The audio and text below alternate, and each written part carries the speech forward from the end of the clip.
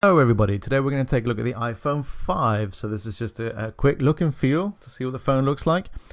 So this phone has recently been released, and as you might know, this phone was available for pre-order from Apple a week before it was available in the stores.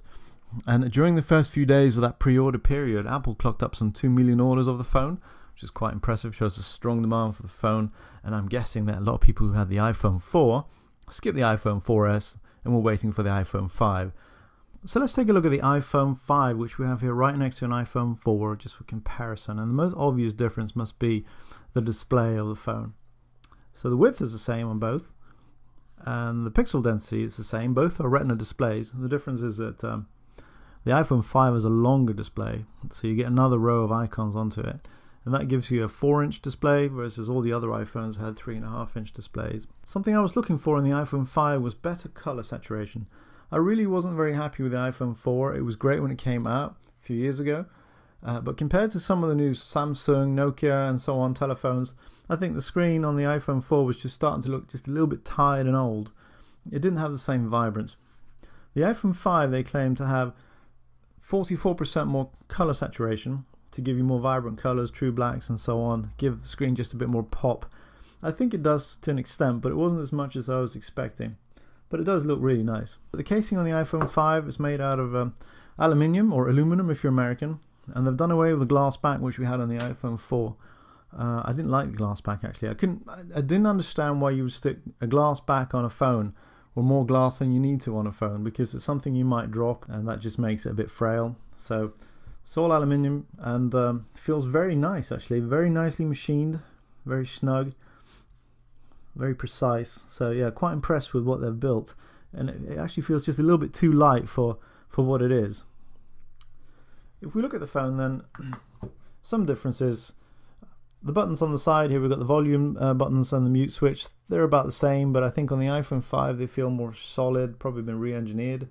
On the top, the headphone plug is gone on the iPhone 5, and they've actually put it on the bottom of the phone. I'm guessing the reason they put it there is if you're walking with the phone, it makes more sense to have the headphone plug at the bottom of the phone than at the top of the phone, because if you're walking along and maybe texting or something, then you don't want a big wire sticking up the top. It's probably more convenient for it to come out the bottom. If you look underneath it, next to the headphone jack, you've got the lightning connector, and you really have to see this to appreciate how small it is.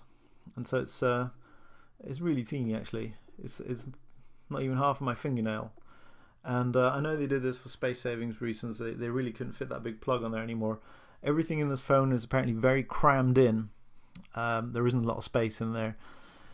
Another difference then is the SIM card slot. We used to have micro SIMs for the iPhone 4 and 4S. And they've gone to nano SIMs now, which are even smaller. So I was a bit surprised. I expected this to be much smaller, but it was just a bit smaller. And I was able to take my old micro SIM card and cut it to shape with a pair of scissors and put it in the phone and get it to work. I wouldn't recommend you do this because I probably got lucky.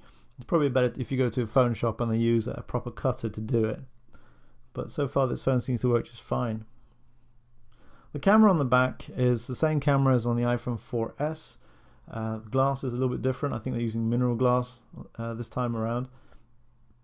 Also, the faster processor inside the phone means that the phone has better low light capabilities when it comes to taking pictures. You also get a panorama app with the phone that allows you to sweep with the camera and capture scenes and create your own panoramas, which is quite a nice little thing. For the guts of the phone, it has an A6 processor, which is a quad-core processor, and I'm pretty sure that's the first quad-core processor that we've ever seen on any of Apple's telephones. Also, we have better connectivity. The problem we have with the iPad, the new iPad that came out in 2012, was that it had 4G, but it didn't work in Europe, so it wasn't much use for us over here. But this phone has got 4G that works over here, and 4G networks seem to be rolling out in several cities across Europe, so it's a nice addition. It's also supposed to be faster on Wi-Fi networks compared to the older iPhones. It's got 3 microphones versus the old one only had 2, which gives you better fidelity. And with the phone you get some better headphones, finally. The old headphones that we used to get were pretty bad. They had no bass, but these do produce quite good bass. They're not the best headphones in the world, but they're actually adequate for what they are. So when I read the spec sheet for this phone, I wasn't really very impressed. It just seemed to be, well, slightly bigger screen, faster processor, you know, the normal incremental stuff. But now I've had a chance to look at the phone and actually handle it and play around with it. I'm quite impressed. I think it's a nice phone. It's so nicely made, so nicely machined. So maybe you're thinking about buying an iPhone. If you are, then I hope this video has been helpful. Take care now. Bye.